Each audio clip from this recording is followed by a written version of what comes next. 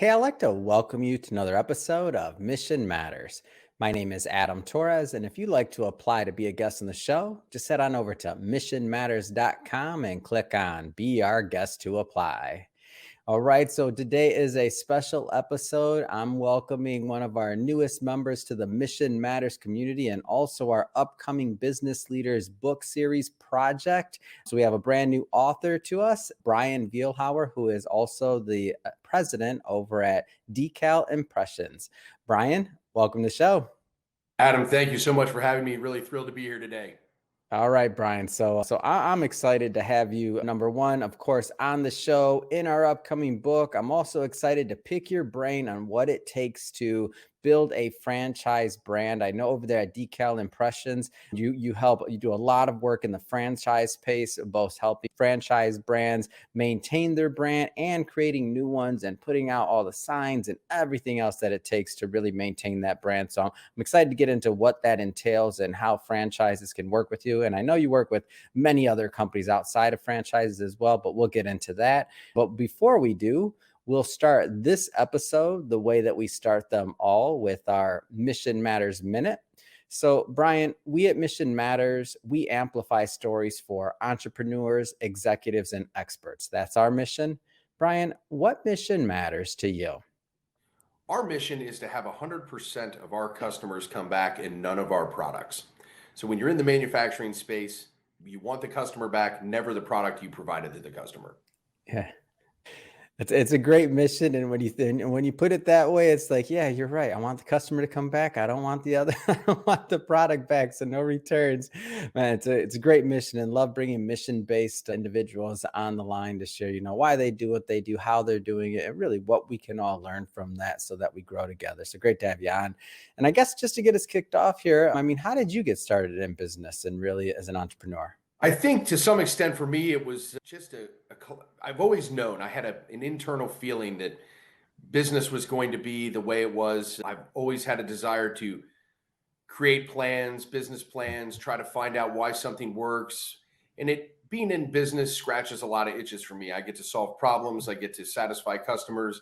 And I think for me, a lot of it stems from the family environment I came up in. I was just surrounded by really great leaders in the business community, family, friends, and it was always open. They were always sharing what their work meant to them and what their work meant to the community. And some of the people I really admire the most and taught me the most were in careers and in industries that were really, really important at the time that they were there. And in my life, I've seen how those industries have changed, and it's been really exciting for me to see how their lives changed with what technology they had. Now to sit here in this chair with you today, Mhm. see how it changes going forward, and yet keeping some of that mindset and the pride of workmanship and things of that nature really, really are important. Yeah. And so, there's another, as always, there's the new class of the next group of entrepreneurs that are coming up and just getting started. And, you've been in the space for a while. What kind of advice would you give to that next class, we'll say, of entrepreneurs that are coming up? My first thought would be listen to your customers. Mhm. They really will tell you what they need. They will tell you how they need it.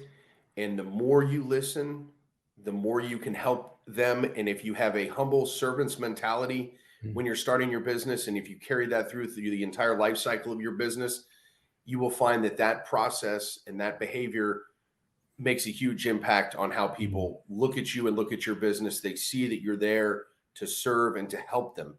And Mhm. really, business is just a way of helping people and giving them tools that they need to help others.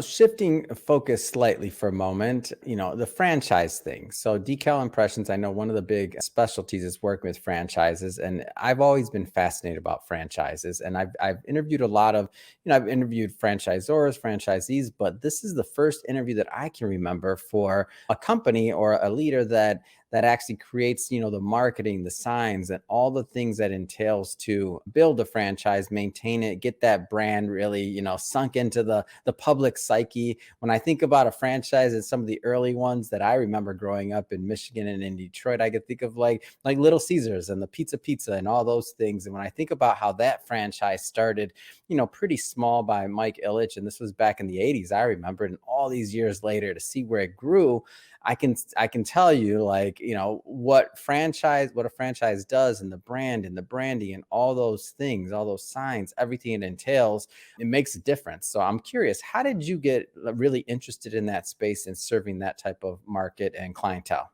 I think my age has something to do with it, how technology impacted the timeline that I'm in. So Decal Impressions, a very old company, started in the late 60s. When I got onto the scene in the late 1999, early 2000s, technology was a wave, and franchising has been going on for forever, if you will. Yeah. But what was really happening was they needed to implement technology, and they were dealing with a lot of different things. There was new ways to make things, new ways to source things. And it was easier to control a franchise pre-computer because everybody didn't have a way to create or violate the sanctity of the brand Yeah. sitting in their home. And what we quickly found is that as the world changed, we had to kind of put roadblocks in there. Hey, you got a franchisee who's maybe a little more entrepreneurial than maybe they should be in a franchise model, and they want to change the branding color. Well, in the 80s and 90s, you weren't going to do that. That was something that there was complete and total control within the marketing department. Fast forward into the post 2020 or post 2000s, excuse me, they could get creative. They could start making things in desktop publications that weren't great for the brand, weren't great for what they were doing, but they were good for that individual. And we started to see that there was a great way for us to take technology that was, fresh, and start locking down company stores and portals, working with chief marketing officers to say, look, this is what you want to let them do. This is the vehicle to let them do it, so they don't have to call you every time. But it's also, now you have a gatekeeper that monitors the store, if you will, and makes sure that things aren't happening that you don't want. Changing the brand color from blue to teal or from red to green. And you sometimes say to yourself, why would anyone want to do that? We'll never know the answer, but they do. So what you got to have is somebody there to smack their hand when they start thinking about that type of thing. Oh my gosh, you're cracking me up because I'm thinking of that movie, The Founder. I think it's called The Founder, with McDonald's, and when it talks about it shows the early days of McDonald's and the things that some of the franchisors were doing. Yep. And that, to be fair, that's a very real environment. You buy a concept, you believe in the concept, you get into the marketplace, and then you get distracted. You see a flashing light over here, and you're like, wait a minute, I could do that. And then it sounds like a good idea in that moment, but what you're really doing is devaluing the franchise brand that you've purchased, that you're an advocate for, that you're an important part of, by becoming distracted and losing focus. And that's what starts to destabilize a quality growing franchise. And I know you're working with small to medium-sized franchises as well as some big ones, but educate me a little bit. So when you talk about portals and some of these things, I've never owned a franchise. So how does all this stuff work? Let's take a trip, shall we? Yeah. You're a young entrepreneur, and you've really vetted your business model, and you've got thrilled customers. You've got your one location in Cincinnati, Ohio, and you've got people calling you from other markets going, gosh, I love what you're doing. I mean, I really want to get involved in that. And you're thinking, well, I can't afford to open my own store there, and I can't afford to do this. And part of part of that entrepreneur secret sauce is their style. And you're thinking, what am I going to do? I want to keep a ownership mentality behind the counter, if you will. Let's put together a program that the right people can buy a franchise, and now you've got a product. You're selling the franchise, your business model, your success strategy. What then you need to do is onboard franchisees. You need to get them opened up. You need to get them the materials they need, whether it's printed materials, business cards, letterhead, envelopes. If they're going to have a storefront business, they need the front window graphics. They might need a menu board. They might need a name tag, and you Yeah. start to look at all these little pieces that you were acquiring Mhm. when you were starting your business, So and literally now hundreds of pieces sometimes. Yeah. Like, yeah. hundreds and variations. And then you get into what is an explosive new process here in our country. We're really getting serious about being multilingual. So now we're producing graphics in many languages.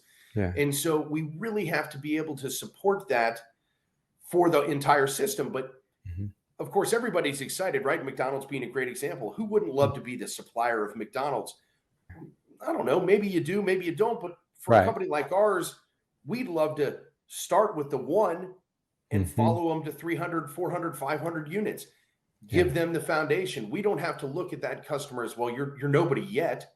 We Yeah. want to nurture that relationship. We want to be with them. We want to counsel them and help them achieve those objectives faster Mhm. by allowing them to have a trusted partner that handles that isn't going to allow the devaluation of their brand, Hmm. but support them, encourage the franchisees, encourage them to use the system in place, the FAC, things of that nature. So I got a little windy there, Adam. Did I give you No, no, and it enough also information? Does it seems feel like, good? yeah, and Brian, it also seems like, so correct me if I'm wrong here. If you're, working with somebody, especially when they're, one location, two location, whatever it is, and then their plans for scaling, it seems to me like there's also a certain amount of brand continuity that comes from having, a supplier like Decal Impressions like involved on the ground level, because as the brand, which all brands evolve, whether it's logo or this or that, like especially as they get bigger and bigger, as the brand evolves, it's good to know and to have a partner that is also, especially as a supplier, that's on the same page with that evolution. Am I off on There's that? a Like, No, you're hitting the nail right on the head. You develop a relationship, somebody that you can trust, somebody that has quality people there, somebody who's not going to go rogue because they're new in the position and they just want to mhm, close the deal, if you will. yeah, And a company like Decal Impressions, we kind of serve two groups, right? We serve mhm, the franchisor, we serve the franchisee. We yeah, sometimes have more communication with the franchisees than the franchisor because they're really in two separate businesses. So we yeah, become a conduit between that organization. mm, And so that becomes important as you grow. I think of some of the companies that we started with almost 20 years ago.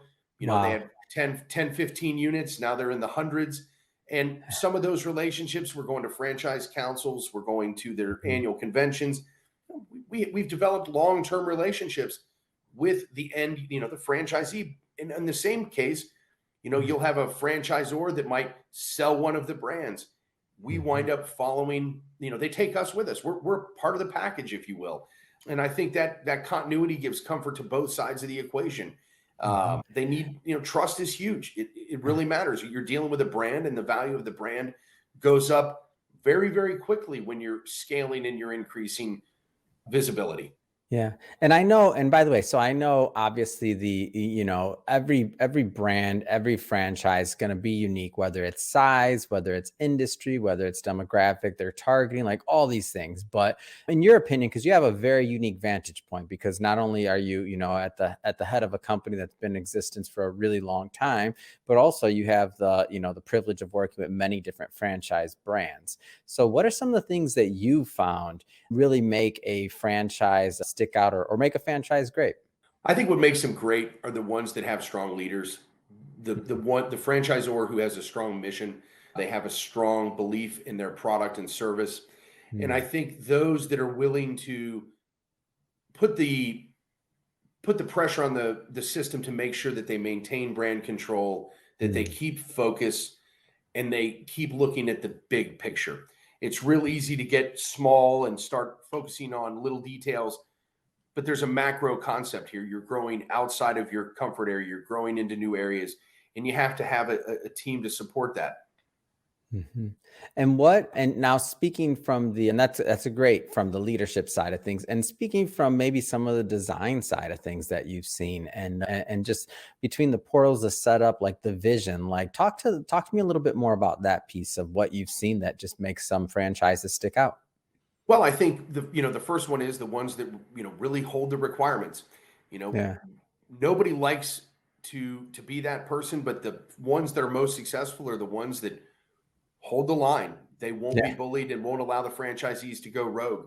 The chuckling phone call I'll get once in a while is, a chief marketing officer or the president of a company will call and say, Bryan, we were just in this store and here's a picture. I mean, why did you do this? And look, I can say we didn't.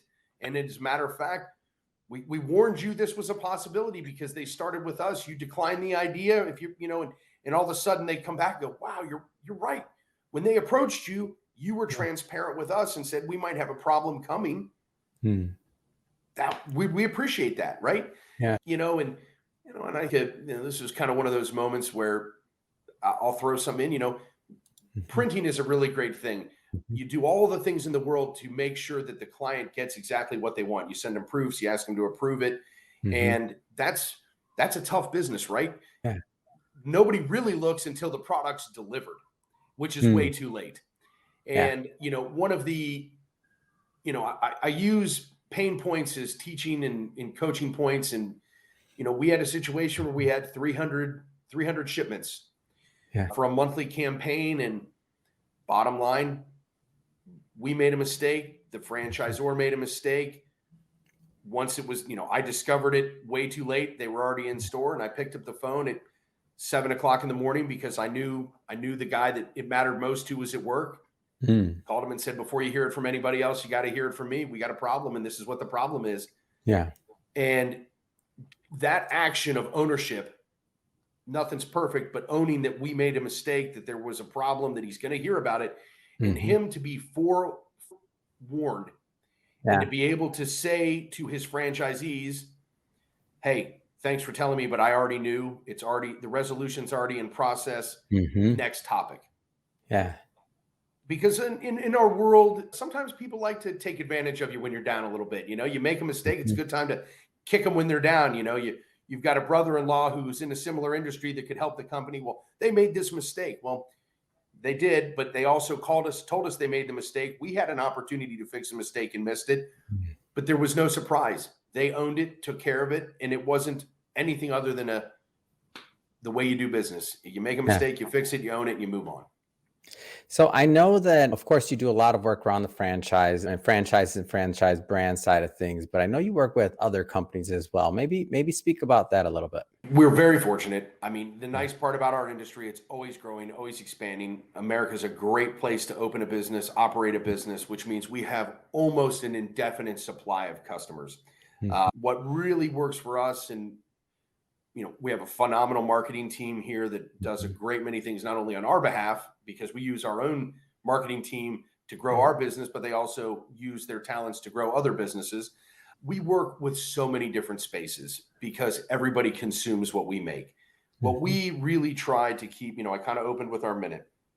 Yeah.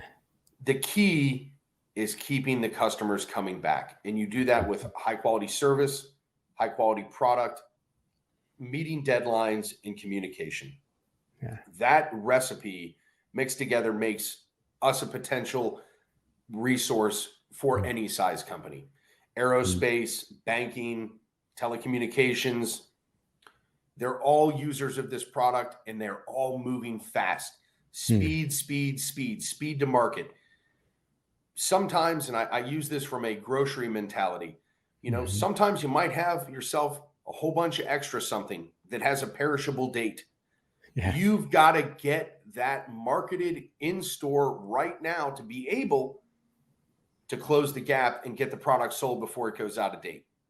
So nimbleness, creativity, these are all major components that we put into our sauce to make our clients have an easy and successful experience selling their product, because the more we help our clients move their product, the more they want our product. Now, Bryan, I mentioned at the beginning of this interview that we're welcoming you, of course, into our Mission Matters community, but also into our upcoming book project. Now, for everybody listening to this, we're not going to go too far into the book today for sure. And the reason is because we will be bringing Bryan back again onto the show for a part 2 of 2 on this multi-series interview for Bryan. But Bryan, today we're going to keep it maybe high level. And I know we're still in editing and we're still refining, so I'm not holding you to this to the letter, but what are some of the things high level that you plan to propose in the upcoming book?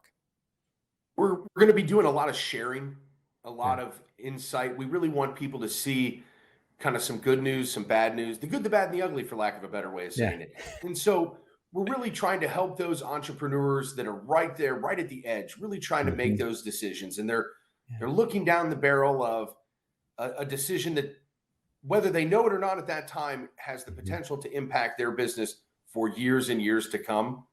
Yeah. And this is a great way for us to share some good news, some bad news, and things Yeah. that they probably never thought of. Because when we're starting out, we're fresh and we've got all that excitement. Mhm. Sometimes those rose-colored glasses can leave you to make a decision that you regret a few years down the line. Mhm. So there's going to be some hard truths, and there's going to be some really exciting ways for people to take our knowledge and see Yeah. how it can work, and what they should be looking for, what they should be expecting, so that their launch is smooth, so that their franchisees have great service and great quality. Because the Mhm. more we can help franchise succeed, the more we help the franchisor succeed, the more it goes. Yeah. And I'm going to cut you off there. And we're not going to go too far into it today, just for everybody watching. And that's intentional. Again, we'll be bringing Bryan back on, but so I'm going to cut you off there.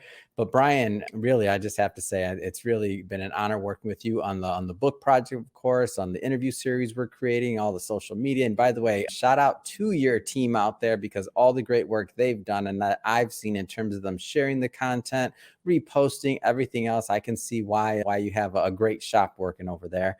But that being said, I mean, you got a lot on your plate, company's growing, a lot of business, a lot of things changing. What's next? I mean, what's next for you? What's next for Decal Impressions? Ooh, that's a fabulous question, Adam. You hit right to it, my friend. Well, we have a really great group of people here. We're starting to prepare some of our team for the next step within the organization. As you can tell by my hairline, my days of running this company are receding, and I'm starting to work with a really great group of people who are Mm. they're going to take my job, and it is Yeah. it is the most exciting thing in the world to be able to do what I'm doing, which is to work with the talent, the long term leaders of our organization, Mm. to grow and to fire me, Yeah. and that'll be great. I'm really looking forward to that. Yeah, and I know as we've gotten to know each other. I know you'll probably be spending at some point some more time on your hobbies, like that Cadillac 61 and other things, right? Yes, sir. I'd love nothing more than getting my hands covered in grease, and old technology. Mm. It has a really important part in our modern world, and Yeah. I really love the classic automobile is really unique, because people think today, look, you just get in your car and go. Mm. And I was reading the service manual on my 1950 Cadillac, and it literally tells you how to take it apart and how to put it back together. And today, if you open the manual in your car, it says, "Don't drink the battery acid." So there's a great way to see how the world has changed. When you Mhm. bought something in 1950, the manufacturer expected you to know how to work on it. And Wow. today, the manufacturer doesn't want you to touch it.